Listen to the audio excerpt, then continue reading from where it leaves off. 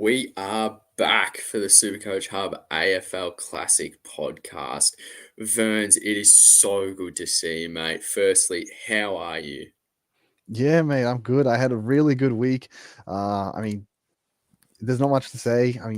I spent a bit of time with my dog this weekend, which I was really happy with. So didn't watch as much footy, but yeah, had a good Supercoach week, so I was pretty happy. Wonderful, mate. And we all know from the chat that you are literally the favourite person on here. As everyone can probably tell, Joshy's not with us tonight. He's a little bit upset at the umpires for all the gifting of the goals to Geelong instead of Essendon. But I'm sure after his mob absolutely destroys ours, he'll be very happy come Friday night. So we don't have Joshy tonight, which is a shame. No idea how he went on his rank. No idea how he's gone for the week because the prick doesn't fucking communicate with us. But we've got to move on. So Verns, jump straight into it, mate. Tell us how you went. Yeah, as I said, I had a good week. I took a bit of a risky one and I captained Noah Anderson, which probably caught a lot of people off guard. But I was going to do Dacos, and I know something about Anderson. I'm so far behind. I love the idea of playing a risky right now, and he's been really good at home. He's been really good into the pies previously, and yeah, I rolled the dice and got rewarded with an extra 24 points on top of Dacos, which meant I scored a 2,392. I went up 3K spots, so it was very nice. So what are you ranked now? I'm still 20K, mate. 20K 194. 20. Yeah. So it's Wow. still not great, but I do feel like I gained at least 100 points on a lot of people this week. I did see a lot of 2250-ish scores. Mate, you absolutely destroyed me. I only scored 2,247 and fell out of the top 1K. So I'm only at 2.4K now, which is, it's okay, but I feel as if me running out of trades very soon, I'm going to be absolutely fucked. But I am just doing everything I can to increase that rank, so to speak. And it feels like you're on a similar path. Is that fair to say? Yeah, definitely. What else do we have to play for? Like, yeah, you have some cash leagues and whatnot, but at the end of the day, we play for overall. The cash leagues just come naturally with a good team, so we're looking to make the best team. Verns, if you can, look into the chat, mate. There's a question from Arthur Mongrel. I'm going to let you answer that privately because we have some terms and agreements that we must abide by. Verns, Joshy normally does market summary. Clearly, he's not here. You're the man for it. Can you please kick us off? Yes. Before I do jump into it, I'm actually going to just smash this consensus team out right now at the start of the pod, because we always forget about it until the end, and then I never have it up. So I've actually got it up today. It had a bit of a backward step. Last week was a really huge week on the final bye week, but this week it only dropped to 2266. Went back 800 spots to about 15,500-ish. But not bad. Yeah, it has a good team. It's been on a good run. And you know what? It captained Tom Green this week. You guys are all feeling ballsy, more ballsy than I was. That is absolutely crazy. I would never ever think of captaining Tom Green. Absolutely no way. No, fuck that. That man needs 60 touches to get on 130. It's just. Yeah. No, I feel that. When I saw the chat had majority on Tom Green, I was like, what? Did somebody just do it? And everyone was like, oh, okay. Like they just copied the guy that did it first. I was like, okay, fair enough. Tom Green it is, fellas.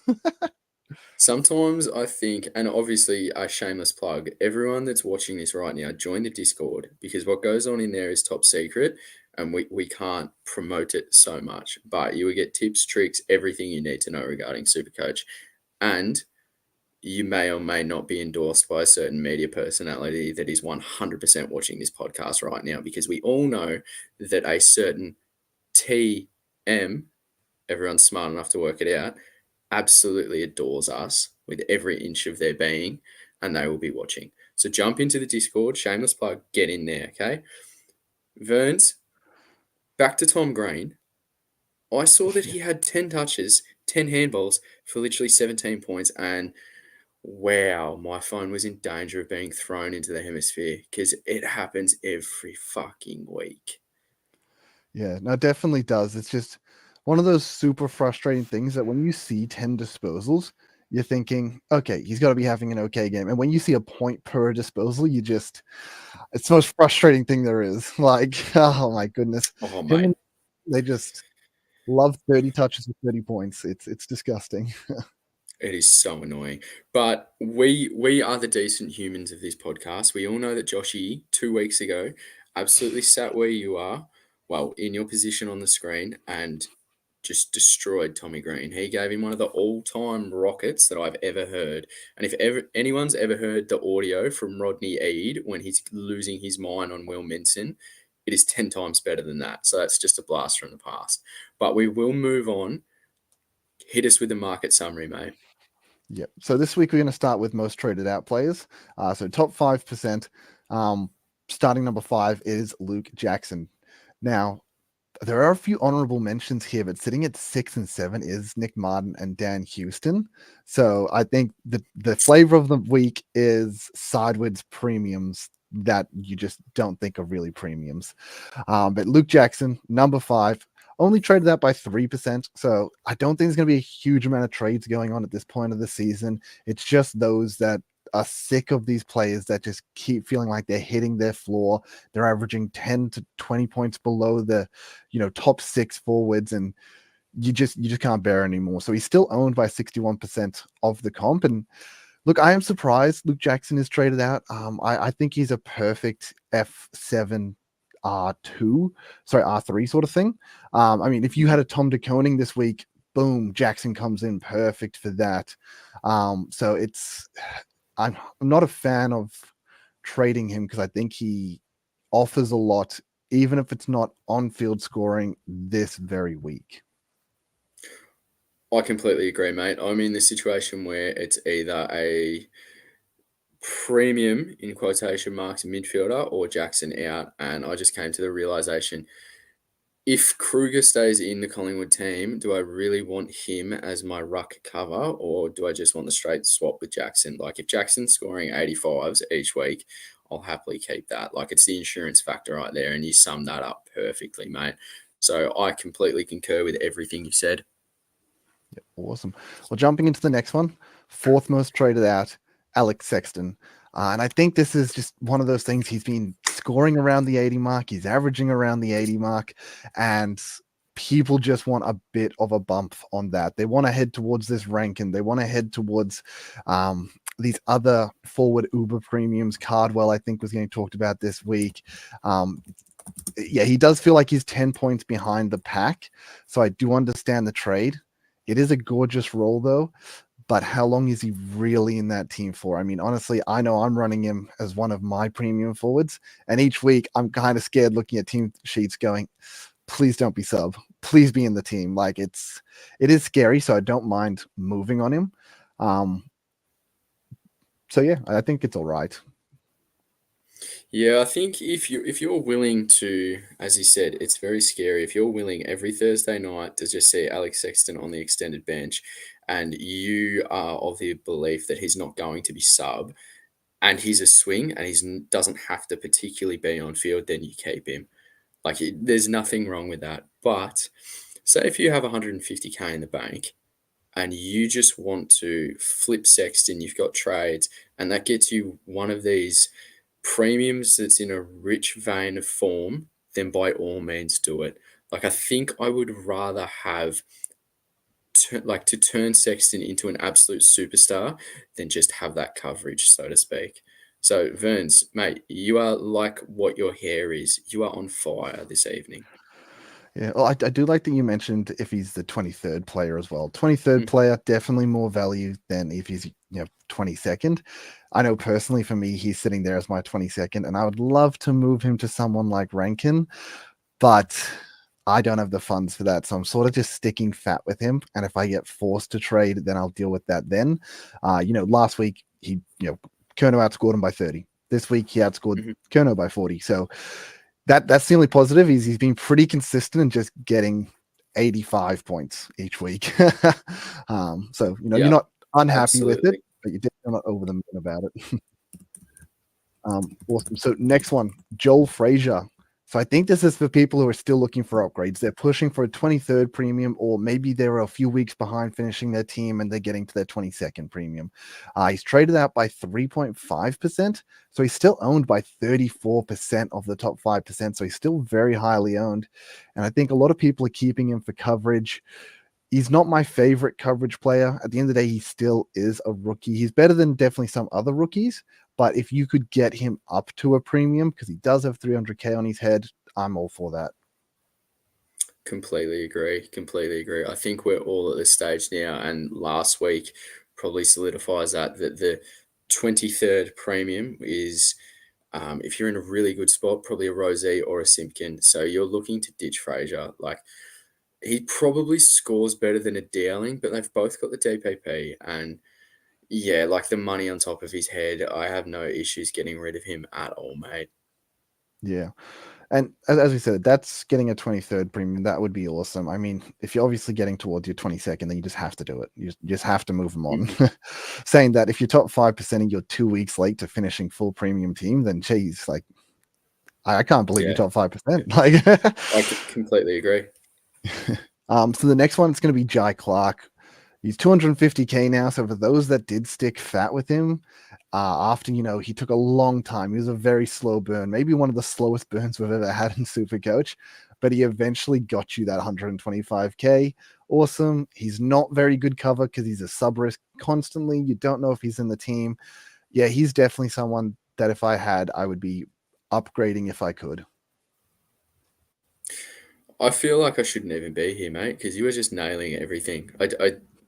Nothing to add. Nothing to add.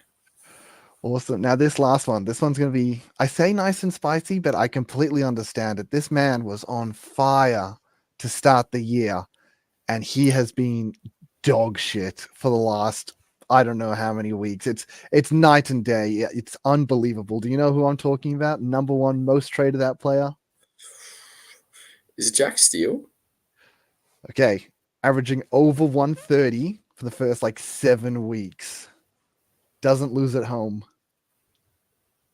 Oh, mate. All right. Doesn't lose at home. Took? Close. Matty Rowell is the number one most traded Oh, out player this week.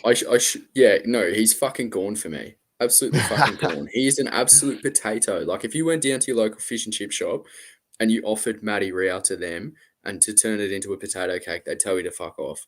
He is absolutely shit. Oh yeah, dude, it's so unbelievable. If you started him, you felt like a genius. If you brought him in halfway through the year, you felt like an absolute idiot. It's unbelievable the night and day that's happened with Matty Rowell. And that sometimes it's about timing, and sometimes it's also just about getting players in at the, as I said, sort of timing. Like getting Rowell in halfway through the season when he was peak price, everyone thought he was a must have. It actually would have ruined you. You get in someone like LDU at like 500K at the same time, and you're going to the moon. It's unbelievable, just the turnaround that's happened from this player. I mean, I can't believe it. And when Dacos kicked his awesome goal this weekend, I loved watching it. He gets like the 1-2, then the 1-2 again, then the 1-2 again, gets the fake, and not only like burns past the guy he's faked, Matty Rowell standing right there. And I'm thinking there's no way he's getting through that gap. And this man looks like he's moving in slow motion compared to Dacos, who just blitzed past him and kicked the goal. And it was an awesome scene. But gosh, I really couldn't believe that Rowell he was so slow. It was unbelievable to see this man moving in slow motion. Like, I can't tell if he was lost in awe of Dacos and he forgot he was playing football, but oh man, awesome goal from Dacos. Just side note. I love how you finished. You started on Real and ended with Nags because he is in my heart. Like, I love him so much. But back to Real. I mean, that man, like, fucking, there was that thing going around how he eats the grass and shit and grounding. He's taken it too far. Like, he's like, at some points he was lining up on the wing. He is a fucking shit pick right now. And there's Yeah. no contested shit. It's just, oh, like, he's running around just like a headless chook, and you know that, like, where Real is just pure. Well, one, he's got a head like yours. He's a ranger, but he looks like a Lego man. Like, you know those little Lego characters that have just got like the shoulders out like that, and he waddles around, and it's just like, mate, just fucking do something, please. Like, I paid. I think I paid 600K for him, almost the same as Tom Green, and they have literally just kicked me in the groin every single fucking week of owning them. And I do not care. I do not care that I'm going low on trades. I do not want to see Emreal in my team anymore. So as far as I'm concerned, he can get fucked.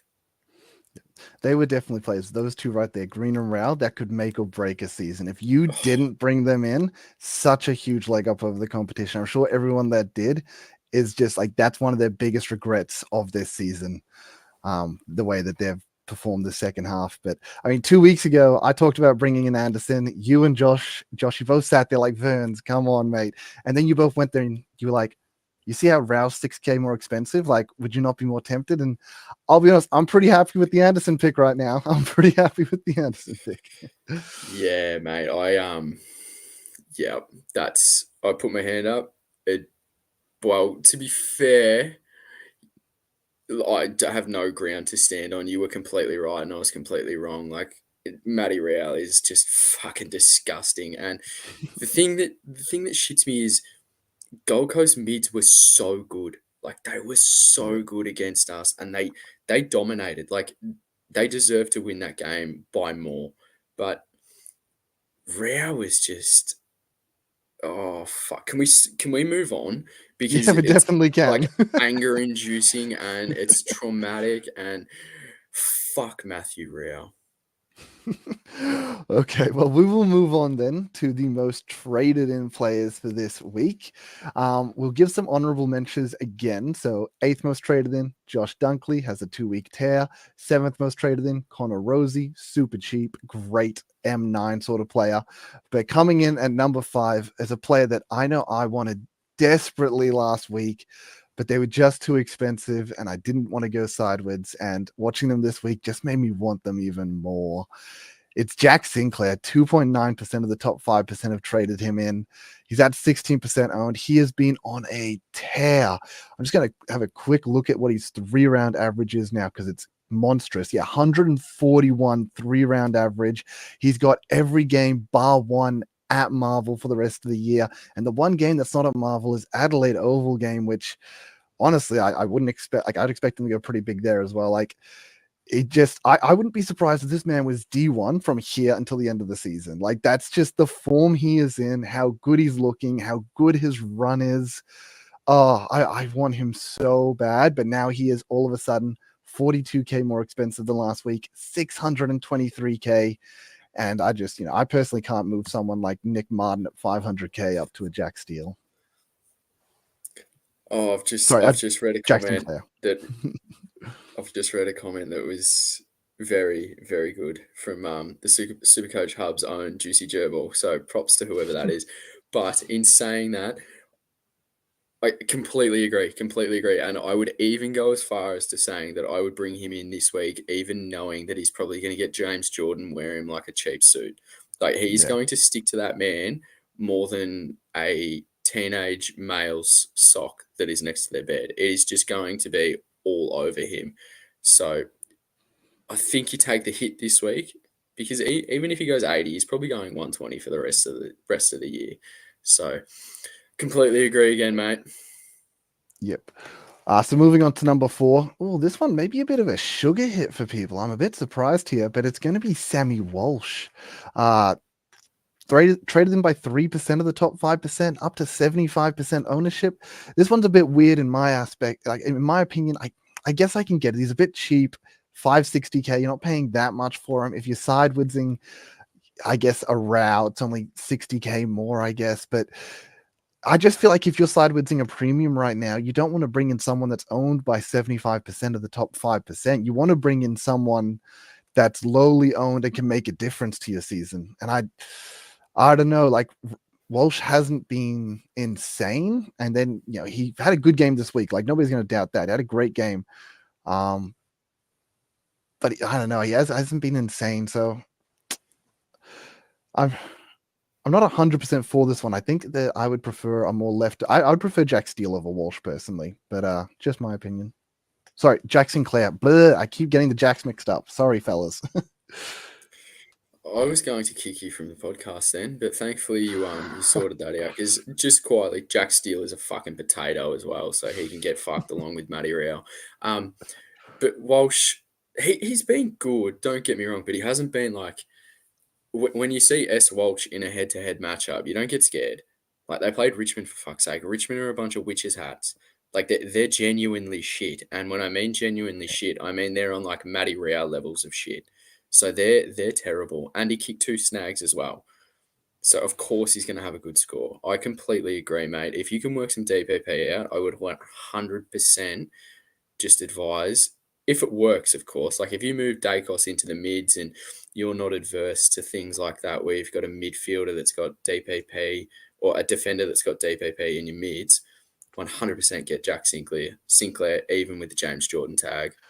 Yeah, well, Jack Sinclair does have mid DPP, so he can just slip straight into your mid Exactly. Yep. without that. And as I said, I think he could be D1. I think this man could be like 120 for the rest of the year. So I rate him. So like if you could get him in over most midfielders, I probably would. Like I think he's gonna be one of the top players to end this year.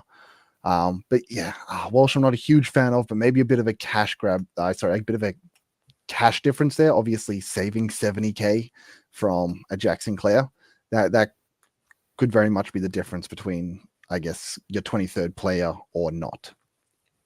Mm-hmm. Mm-hmm. Yep. So moving on up, we've got our man Joshy's boy here. I mean, he was huge on this guy. He was so happy with the performance he's been putting out. It is Jai Cardwell. He's just got picked up by 6.6% of the top 5%. That moves him to 18.8% of the top 5%. And this is a pick I like. This is what I'm talking about. You're bringing in a player that is lowly owned in the top 5%, someone that could generally make a difference in your team. You know, if you want to chase the top of the pack, there's no point in bringing in someone that's 80% owned. You're not going to gain any advantage on the competition. You bring in someone 18% owned and they, have a good run going home, you could actually catch the competition. So I'm all for that pick. I love that idea. And he's been insane this year. He's been really good the last few weeks as well. This bloke is actually in my trade plans this week because I absolutely fucking love what he's put together. And I think when you said Jai Cardwell, I had no idea who you were talking about. And then I clicked Cordwell, on. is it? Sorry. Yes, perfect. No, that's fine. So I'm, depending on the fitness of someone coming back in this week, and if anyone's seen my tweets, they know who it is. Certain North Melbourne defender who's just seagulls like there's no tomorrow. If he's fit, I'll be going another way. But if he's not, Caldwell is 100% coming into my team. I absolutely love what he's done. And I think Friday night, I think the Bombers beat the Pies, which is, pulls at the heartstrings a little bit. But any midfield that plays Collingwood, like that is such a juicy matchup. So I think he's going to go extremely well. So once again, Verns, you've absolutely nailed it. I've got nothing more to add. Look, it might be the delusional pie in me, but I look at every matchup and think we win that. I don't even hesitate. I'm just like, no, we win that. We win them all. Don't worry about it. not anymore, mate. Not anymore. It's heartbreak central now. Oh, well, look, moving on to number 2, it's Isaac Rankin, 7.8% traded in. I mean, that's a pretty large percentage of people that want him in. As I said, I didn't think there was going to be too much movement this week. Even when we're talking about players getting traded out, they weren't high numbers. So 7.8%, definitely a consensus on one of the best forwards in the league. He is phenomenal. He looks like he's going to be a 120 average right now, and not owning him is going to probably hurt a lot. Yeah, I can't get there. If I could do it in one trade, I absolutely would. I can probably do it in 2, but I don't know if I want to go that way. And it like Adelaide is shit as well. So they literally, he's got to be their X factor. They have nothing else in there. Like it's just Rory Laird's not what he used to be. Jordan Dawson, he's still a superstar. Don't get me wrong, but yeah, he was tagged, and I think that put more more magnification on just how good Rankin is, and especially with that forward DPP. Like, that's a name when you go into a head-to-head matchup, you think, fuck, like this.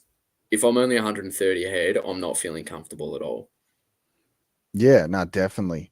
Rankin is such an X factor, and with the forwards, really outside of like the top five, it just feels like it drops off a cliff. Like Heaney, Rankin, Flanders. I mean, really, they're the big three that you're looking at, and then you can consider a few others that are all right, such as like Fisher and things like that. But those are the big three, and not owning one of them is terrifying with how good he is. And I think, as you said, if you can do it in one trade, awesome. I love it. But me personally, I've been looking at what I could do this week, and I can't really do anything in one trade. I have to like downgrade Pink to go up. I have to do 2 trades if I want to go like a Martin to a Sinclair, a Sexton to a Rankin, and I'm just not willing to give up my trades at this point. There's still a lot of season left, and I'm just gonna have to wear it. Sorry, mate. I just got a message and I had to fucking read it. So I only caught half of that. No, that's all good. But yeah, no, again, like I can't add any more to it because I agreed to it. So yes. Yeah. Awesome. Look, the final one traded in. This one's just Lawson Humphreys. 10.2% have traded them in.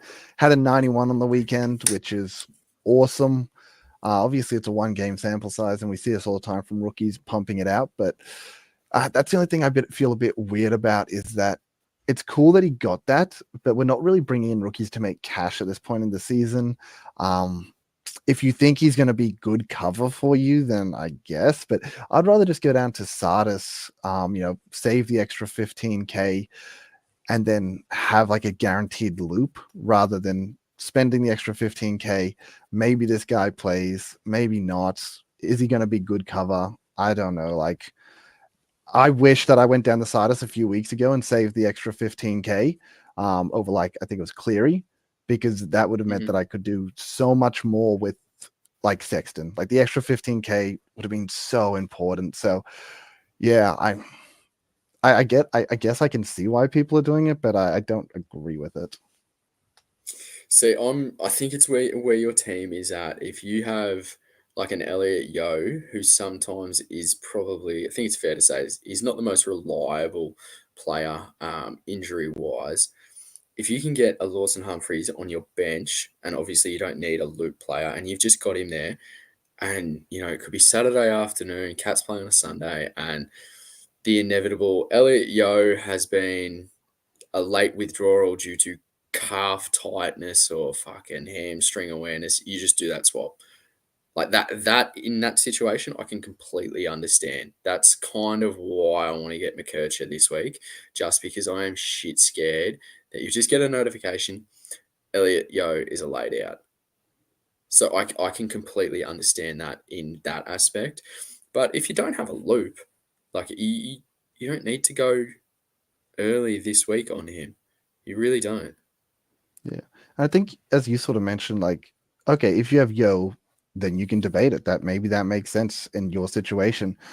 Outside of that situation, like I'm just not seeing too much appeal for it. Like you're not bringing this, like, I don't know if anyone's bringing him in thinking, yo, this guy's going to be insane good cover. Like if I can get 90s from a rookie, like covering mid forward, like that's not the case. Like this isn't what he's actually going to score. He's probably going to get standard rookie 50 to 60s. Maybe he's a bit better than that and he's going to pump out some 70s, but it's not about cash at this point. You'd preferably prefer to have a 23rd primo rather than a rookie anyway. And if you go down to a Sardis and that 15K, you can actually do something with it. That's so much more valuable. I guess the other argument there is if the 15K isn't doing anything for you, then why not bring in someone that can at least cover in a worst case scenario? So I guess I do see why people would do it. I think I'm just a bit against it just because, as I said, for me personally, I wish I saved that 15K the other week. So it's a little bit of recency bias in that Definitely distasteful decision, so to speak. Yeah, definitely. Yeah. Yeah. Perfect. I think that wraps us up, mate. Yeah, easy done. Wonderful. Well, as always, you always step up when Joshy's away. We honestly can't even tell anyone why Joshy's not here. He didn't even fucking let us know. He just said, "Nah, not available." Um, so again, it's a little bit interesting though. Clayton Oliver actually scored a ton. Joshy doesn't show up to the podcast. Maybe they are the same person. So maybe we can get some people to do some little investigations on that. The Sir 420, he says, do we hold Fisher? Absolutely we do. Absolutely we do. If it's just he had soreness, like it was a corky or something, he'll be fine. Like even if he misses 1 week, just keep him because you know you're gonna want him back. Ferns, any thoughts? Yeah, I agree. I mean, Dowling's not bad cover. I'm assuming most people probably have him for a 1 weeker. Hmm. But he's definitely like fifth, sixth best forward. So you don't want to get rid of him for probably a very short term injury. Yeah, I agree. I agree, mate. Very well done. Blues fan. Verns, this is for you, mate. Verns, 2 weeks ago, you were the only one here to back my TDK call. Yes, he missed this week, but he banked me a 170 VC a few weeks back. Always backing you in, Verns. Verns, what do you want to say? Dude, TDK is actually insane. I mean, to be Mm. fair, he was up against his brother, which was fun in its own little narrative, but I mean, so done by Scott.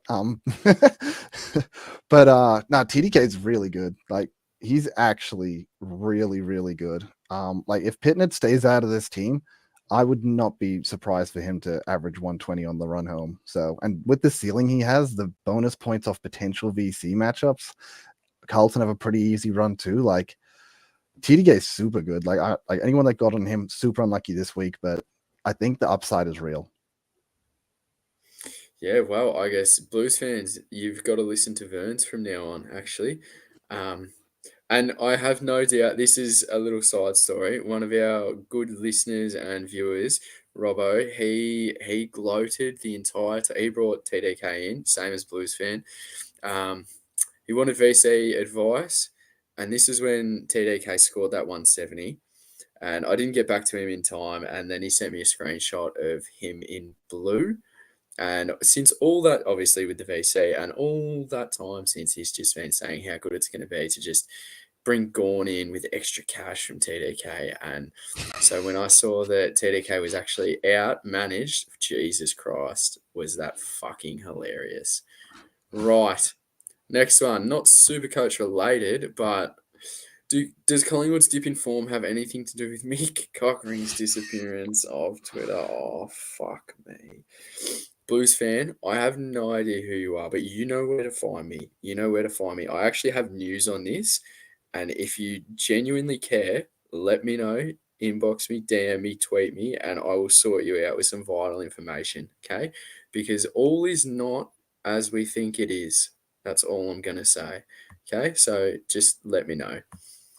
Artie Mongrel, good to see you here, Artie. You're an absolute superstar, mate. Showmaker or Evans? I'm going to Ari. Ari Showmaker, easy. Ferns, anything Yeah, I different? agree. Perfect, mate. The Surf 420. Joshy 2 weeks ago was like your car last week, Nath. Neither could pump the brakes when needed. Yeah, so if anyone's heard, I have let a few of my friends know. Brakes in the car literally just fucking stopped. Literally, like no fucking clue what happened. Just went to brake, nothing. So yeah, that kind of epitomizes how Joshy felt about Tom Green last week. So yeah. Verns, this one's for you.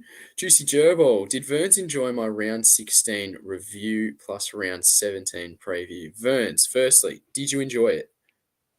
Yeah, I did. The gerbil's out there doing work. I haven't He actually is. gotten I haven't gotten to the round 17 preview yet. I did see that it was up though. But no, you've been doing work. We've seen it. Ferns, make sure you check it out because the amount of effort that goes into that, I have no idea which sick-minded individual has fucking created it, but Jesus Christ, it's good. He'd also like, oh, he doesn't want my opinion, fair enough. He wants your opinion, Verns. I'd like his opinions on my trades. Fraser, Steele, Jackson to Dunkley, Rankin, Humphreys, and he's content with his overall score, would leave him with 6 trades. What are you doing in that instance, mate? Oh, dude, I think that's fire. Like that's two like big upgrades in the sense that Rankin up from Jackson feels like 10 to 20 points. Dunkley up from Steele feels like you could potentially push 10 to 15 points extra. Like that could be a lot of extra points on the run home. So I do love it. As long as you've got the cover, because obviously you're losing Jackson's ruck cover. So as long as you've got the cover there, I'm assuming you're already 22 premiums if you're doing this. So yeah, I mean, this seems good to me. When I say cover, you probably hopefully have a Kruger. So worst case scenario, you at least avoid a donut. Wonderful. Yeah, no, he sent that earlier, and I think just because he's been so conservative, well, the gerbil has been so conservative with his trades, it's just really good stead going forward. Got a very nice team. Yeah, I've seen Um, some crazy people holding like a few of the people that have messaged me, just like they're playing for leagues, and it's like I see them like full premium with like still 10 trades. I'm sitting there like, what? What are you doing? Like, why do you have 10 trades? Like, what? Like, unlike us that have been sideways in premiums all year, they just hold them and fuck they're gonna me, get the 24 so easy. I'm just like, oh my goodness. Like, I wish I easily. just didn't side with so many wasteful trades. So many. And we say that to ourselves every single fucking year. The Surf 420. Who is one player that you boys don't have in your team but wish you did? Zach Merritt, because he's going to drop 230 Friday night. I mean, if I didn't make mine obvious already, it's Sinclair. Like, God, do I want Sinclair? Perfect. Who is this? Craze Fit. Thank you so much for joining in, mate. I'm picking. I assume this is Darcy Moore, of course. No, Dylan Moore over Caldwell. Many people told me Caldwell, but I like doing my own thing. Moore has a lower ownership in top 1% pod. Mate, if you like doing your own thing, then go for it. I mean, I don't think that is. I, I don't think that there'd be that much of a difference in ownership. I wouldn't have a clue on them, but if you're going to back yourself in, like, go for it. I mean, we're past the buys. If you're not going to back yourself in now, mate, you're probably never going to. So by all means, absolutely go for it. In my opinion, Ferns, your thoughts? Yeah, I mean, I agree. I mean, there's nothing worse than not listening to your gut and it being the correct play. Also, if you're playing the percentages, it's obviously a bit more risk going for the lower percentage player, but if you want to make a run, it's going to be the difference maker. And Moore has a great end to the season. He's going to be good for Supercoach finals. He's got Richmond and North to end. And I know he wasn't great against Richmond last time out, but that doesn't mean he won't be next time. He's playing a forward role against two of the worst teams in the competition, like literally bottom two teams, like end the year. So, yeah, go hard. Wonderful, wonderful. Ferns, this one's for you, mate. And when I say that the chat genuinely loves you, it's no word of a fucking lie, because they do. The Surf 420. Ferns, can I just say I really like how you've evolved on this pod. You've got a lot more clarity with your insights and have really come a long way. Thanks, man. I mean, I really appreciate that. Like it helps actually having internet where I can talk and you guys can actually hear me rather than 20 seconds delayed and Scobes has started talking and then I'm talking over him and Oh, it's a mess. Just for if those that don't know, I actually plugged my computer directly. Like it's plugged in for once, internet cable in it. thank And look at this fuck. internet, boom, bang, I'm actually here. You, if anyone ever saw our messages regarding your internet, my God, we'd be locked up, because there is some fucking abuse that goes on in there. And when whoever was here not last week, the week before, for Josh's rant on Tom Green and my spiel on Matty Rao, then that's nothing compared to literally the abuse we hurl towards Ferns' internet, not towards Ferns. Next one, it's our favourite listed AFL player. He's back. Sammy Taylor, good to see you, mate. Hope you're feeling better after that ruptured nut. Hey, lads, currently recovering from my testicle injury, and my trades are Jackson to Rankin and Will Dawson to Humphreys. Just two trades and no ruck cover, but Jackson is too much of a reliability with no F7. If you're the type that is ballsy and going for it and just going for glory, and you are content with potentially just ending up in a massive ball of steaming shit if it goes wrong, then by all means go for it. I actually like that. I just yeah, I don't have the balls to be able to pull that Jackson move off yet. I'd much rather satisfy myself ditching Matty Rao. Ferns, your thoughts on that, mate? As you said, it's really just about that ruck cover. Like the trade Jackson the Row, 100% makes sense if you're willing to take the risk with no ruck cover. So if you've got the balls for it, just why not go hard? Wonderful. Wonderful. This is what I was laughing at earlier. I brought Dunks in this week. If he goes big again, I will spunkly for Dunkley.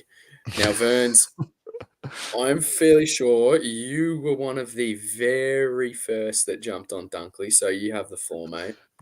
Oh, mate, it's been a roller coaster for me personally. Dunkley, I brought him in, and for 5 weeks, like the first 5 weeks I owned him, his average was 100. Like he did so poor for 5 weeks, and it was a frustrating own. And people kept asking me, "Oh, do we get on Dunkley?" I just kept sitting there being like, "No, like he's bad. He's been bad. Like they're just he's 5 round average of 100. He's not in good form. Like it just feels like Neil is the better pick here." And then last 2 weeks he goes bang bang back to back 140s, and talked a few people out of getting on him, and my bad there. I know Big J from the center bounce was really big on Dunkley, and I was like, bro, just don't do it. Trust me, it hurts too much. And now he's sitting there like, bro, I wish I had Dunkley. And I was like, oh, my bad.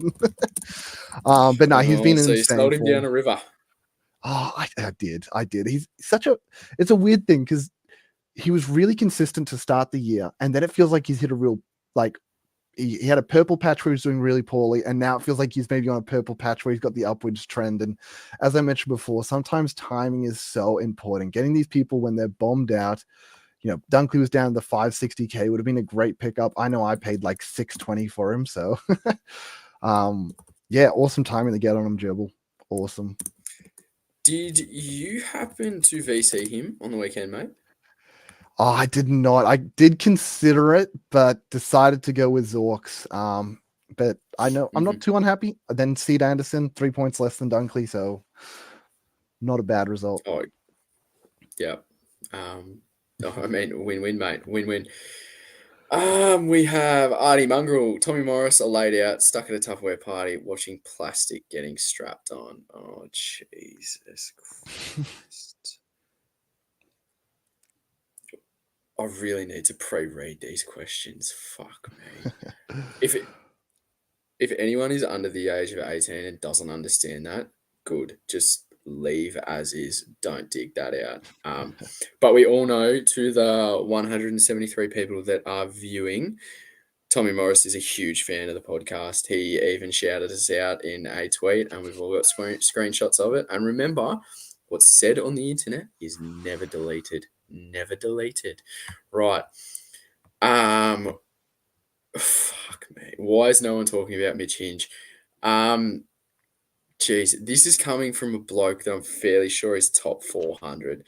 So, Verns, in an alternate universe, is there any way that you would consider Mitch Hinge? Because I 100% know that he's taking the piss right now. Oh God, I mean, I'm only just bringing him up now. Like, if you asked me before this podcast, like Mitch who, bro? I mean, maybe this is just because I don't watch Adelaide games because they're so bad. But I mean, he's had good 2 round. His 5 round isn't terrible. Look, there's just better defenders, I think.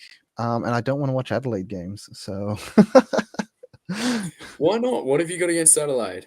Oh no, they've just been bad this year, man. They're just been bad. Obviously, they got the win over the Giants this weekend. Like that was very surprising. But I did like watching them last year. Even at the start of the year, they had the close game with Gold Coast, and I thought they're actually going to be good. And then they just were really bad, like through the middle of the season. They've just not been in good form. Like Dawson's been so 50-50. It gives me anxiety watching him 24/7.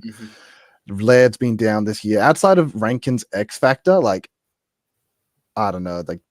There's nothing that I look at Adelaide and I go, damn, like I want to see that. Yeah, I don't know. The only interest I've had in watching Adelaide is literally for Dowling, just making sure that like obviously he's not sub and seeing how he goes, because I kind of agree. If I had Rankin, I'd 100% watch their games. But it's just like Dawson's come good. He was down to like think it was like 470K. Obviously, he's bounced back now, and that was like 10 weeks ago. But one thing I will be interested in is if Rory Laird goes to halfback and it permanently stays and he's Seagulls Yeah. again, then I'm all aboard that. All aboard that. Because when he was a defender and he was actually in like the defensive setup, he was phenomenal. Absolutely amazing. But I mean, their coach is genuinely shit.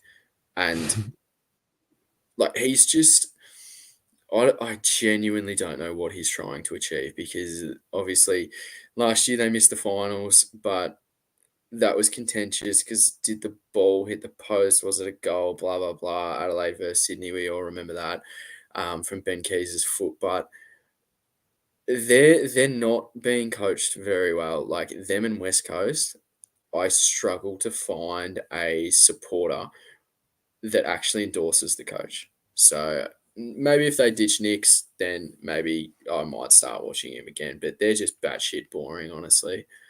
Um, Yeah, did Laird actually play off the halfback this week? no idea because I don't watch Adelaide. Oh, No there we clue.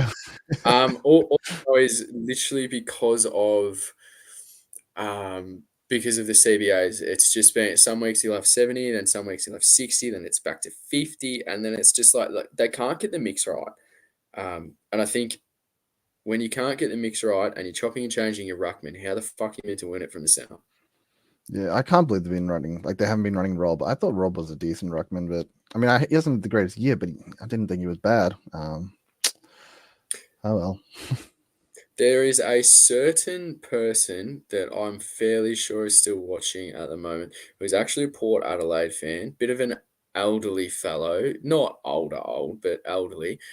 And he swears that Riley O'Brien is the best player in the competition. Absolutely swears by it, black and white. Like it's insane. But yeah, shout out to you if you're here, mate. I won't say your name because that's just terrible. Oh god, what do we got next? Right. Asking because Joshy isn't here to crucify me is Nick Martin a primo. This week he will be. This week I have no doubt that Nick Martin drops a 110 this week. Absolutely, like fucking lock it in. Lock it in. And he is he's on the verge. He's on the verge. Depends how his last couple of weeks go, obviously. But if you can get him to be your D7 M9 swing, that is 100% better than say like a Simpkin, for example, in my opinion. Ferns, is Nick Martin a premium? Oh, it's not an Uber premium, but I would say let's scrape the bottom of the barrel premium. Look, that's the other thing with trading Nick Martin out is he has a good run to finish the year. Like as we said, Pies this week, Melbourne have been in all sorts, Adelaide have been in all sorts. St Kilda, they're not going to tag him. They've got Merritt the tag. The next four are really good. He doesn't leave Victoria until the very last game of the round at the Gabba. Like it's a good run to finish the year. So it's one of those things where I sit here, he touches the ball enough, and I'm just like, he could actually be good on the way home. It's frustrating to watch, and I don't have confidence in it, but it could happen. And nothing would be more frustrating than trading him out for a second time, and he goes bananas to end the year. So I agree with you. If you can get him to a 23rd spot, that would be the perfect situation. Yep. Wonderful. Wonderful. This is from who we shouted out before. Check the ranks, Nathan, but thanks for the shout out. Yeah, fuck yeah. I think you're 1.2K, 1.1. But yeah, this is donuts over here, Mr. DeConing, no R3. So yeah, that was a little bit rough. Juicy Gerbo, boys, if you could be any fruit, what would you be? Oh my god. Oh, I'm so sorry to everyone. From now on, I'm going to read the question before it comes up. We won't be answering that. That's terrible. And last one, it seems. Who had the more disappointing choke, Melbourne or Collingwood? I don't think Collingwood choked because Gold Coast deserved to win that. Like that, they genuinely did. And Yeah, I'm definitely not disappointed. I'm disappointed that we lost, but Yeah, no, if definitely. if But we if we had a won, I think it's like one of those get out of jail cards. But we didn't deserve to win, and like Melbourne were fucking. They were up by, was it 4 goals, and then Alex Neil Bullen decided to play rugby, and then just go over the line deliberately, and then McCluggage basically kicked the sealer, and that was it. So yeah, that's that's it. Except for Artie Mongrel, that old Port Power fan from Adelaide has rocks in his brain. Buzz Riley O'Brien Lightyear is dog shit in the AFL's worst ruckman. Well, Artie, you're not going to like the opinion of a certain someone because he is absolutely in love with Riley O'Brien. Absolutely in love with him. Ferns, let's move on to our C's and VCs. Go for it, mate. yeah, honestly, it's too hard to pick anyone that's playing before this guy because he almost dropped 200 last time.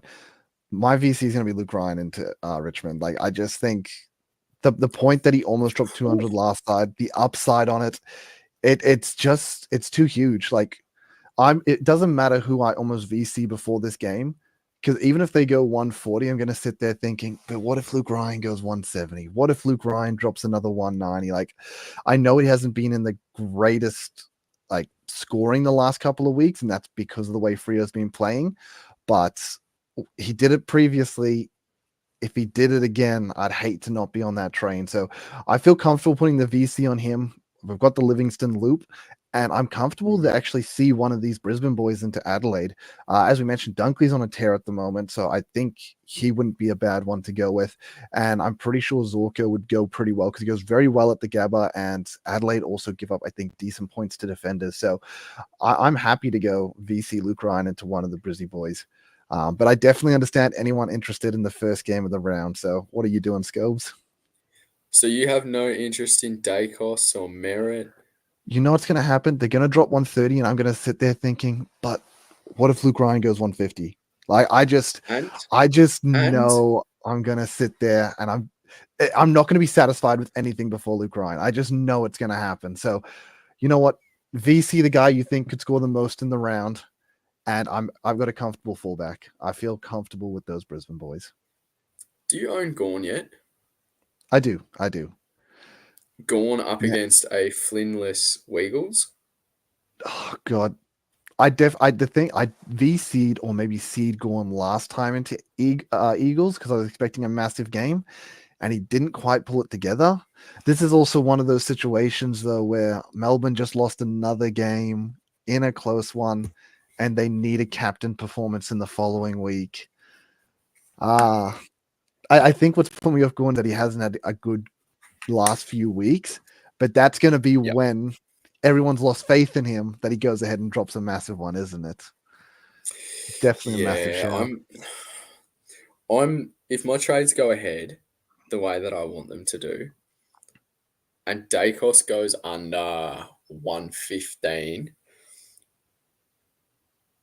I will either be seeing Max Gorn or Will Day. I love the Will Day. I just think inside mid against Geelong, great matchup. Who the fuck is going to captain Will Day? And when he does Do his you think hammy he on gets tagged? 43 in the first quarter, who's going to tag him? I mean, what did they send O'Connor? What? No, who did they send to Merit this week? Oh, Atkins. Yeah, Atkins. There we go. He to be fair, he did a good job on Merritt once he was on him. Yeah, no, he is a good defensive mid. I Yep, mean, all their mids are defensive mids. They don't have anything else. But yep, um, if I was looking at Hawthorn, Day's the guy I would not want to let off the chain. Like, it's funny, but when Day came yeah. back from injury, all of a sudden Hawks started winning. Like, straight up Mhm. fact. Like, Day's just He is dynamic. He's a so good. very good player, not just Supercoach Yeah. wise, but Oh, just in general. 100%. He is a superstar. If I was looking to And I tag think someone from Hawthorn, definitely Day. if Sicily wasn't there, he'd probably be the captain, wouldn't he?